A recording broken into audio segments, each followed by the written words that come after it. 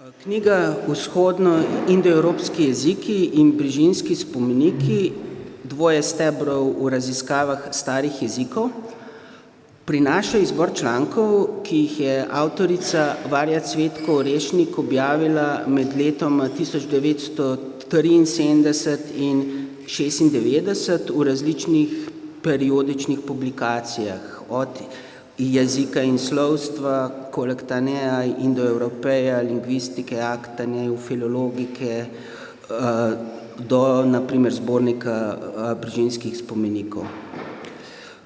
Izbor je zdaj urejen in tudi elektronsko dostopen.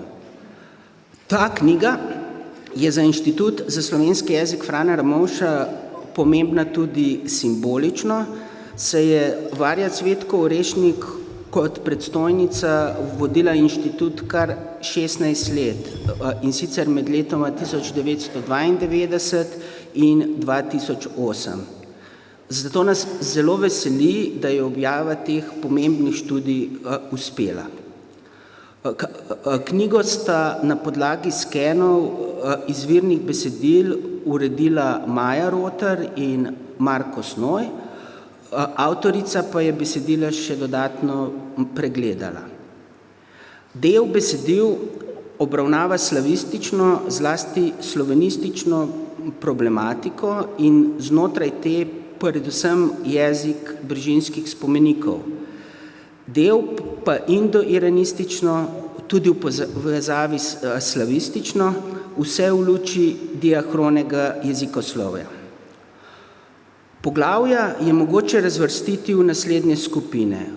Prvič, etimološko skupino, v kateri so z etimološkega stališča prvič na novo ali dodatno osvetljene posamezne besede. Druga skupina je slovnična, v kateri so obravnavani posamezni glasovni in oblikoslovni pojavi. Tretja skupina so besedila s problematiko predzgodovinskih slovansko-iranskih jezikovnih stikov in četrta skupina so besedila, ki obravnavajo problematiko slovenskosti brižinskih spomenikov. Besedila so razvrščena po takem kronološkem redu, kot so izhajali izvirni članki. Knjigi sledita dva dodatka, in sicer seznam uporabljene literature in zelo pomembno kazalo izbranih besednih oblik in morfemov. V knjigi je zbrana vrsta pomembnih ugotovitev in metodoloških obogatitev.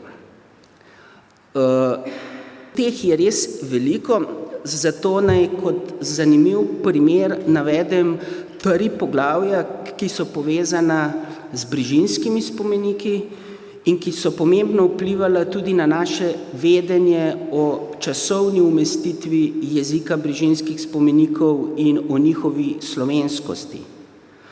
Gre za utemeljitve, ki so tudi širše gledano velik dosežek novodobnega jezikoslovno-zgodovinskega raziskovanja na Slovenskem. Slednjič bi poudaril še to, da je monografija zanimivo branje tudi za vse, ki po stroki nismo primerjalni jezikoslovci. Argumenti so namreč nanizani sistematično in z dobrim smislom za pedagoško ustrezno umestitev posameznega problema. Gre torej za delo, ki je pomembno ozkoznanstveno, hkrati pa tudi kulturno in simbolno. Najlepša hvala.